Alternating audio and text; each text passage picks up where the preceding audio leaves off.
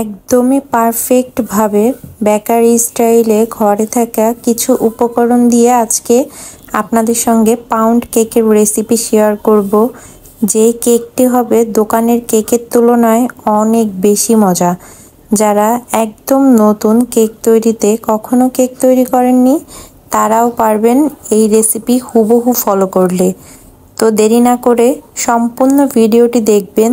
আশা করি আপনিও একদম পারফেক্টভাবে কেক তৈরি করতে পারবেন। তো কেক তৈরি করা কিন্তু খুবই ইজি। যারা পারেন না কিংবা ভয় পান তারা অবশ্যই আমার এই রেসিপিতে কেক তৈরি করে দেখবেন এবং ভিডিওটি সম্পূর্ণ দেখবেন, আর ভালো লাগলে অবশ্যই একটি শেয়ার করবেন। তো কেক তৈরি করার জন্য আমাদের এখানে লাগবে বাটার। আপনারা যদি পারফেক্ট টেস্ট চান তাহলে অবশ্যই বাটার ইউজ করবেন। আমি এখানে আনসল্টেড বাটার ইউজ করেছি 250 গ্রাম।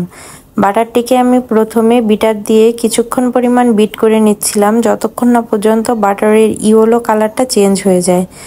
দেন আমি এখানে 250 গ্রাম বাটারের জন্য 1/3 কাপ পরিমাণ চিনি দিয়ে দিয়েছি। আপনারা যদি মিষ্টি বেশি চান তাহলে এখানে 1/2 কাপ পরিমাণ চিনি ইউজ করতে পারেন।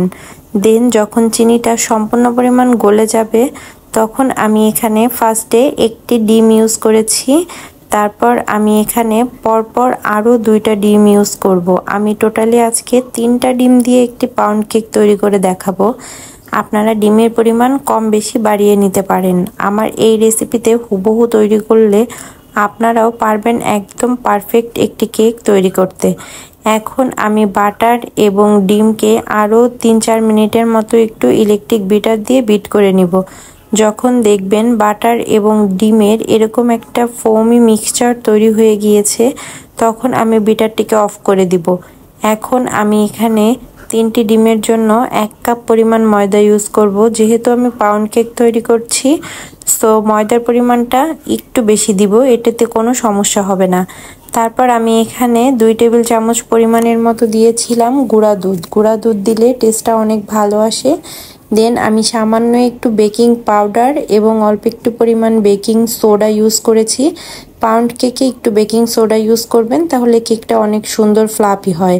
তারপর হচ্ছে আমি ডিমের যাতে স্মেল না আসে এজন্য ভ্যানিলা এসেন্স দিয়েছি। এখন আমি কেকের যে ব্যাটারটি আছে এটিকে একটি মোল্ডে নিয়ে নিচ্ছি। মোল্ডের নিচে আমি আগে থেকে একটু তেল ব্রাশ করে রেখেছিলাম এবং একটি পার্চমেন্ট পেপার বিছিয়ে রেখেছিলাম। দেন আমি এখানে ইউজ করছি কিছু পরিমাণ খেজুর। আপনারা ড্রাই ফ্রুটস হিসাবে যে কোনো ধরনের ফ্রুটসই ইউজ করতে পারেন। আমার কাছে খেজুর দিলে খেতে অনেক বেশি মজা লাগে, এজন্য আমি এখানে খেজুর ইউজ করেছি।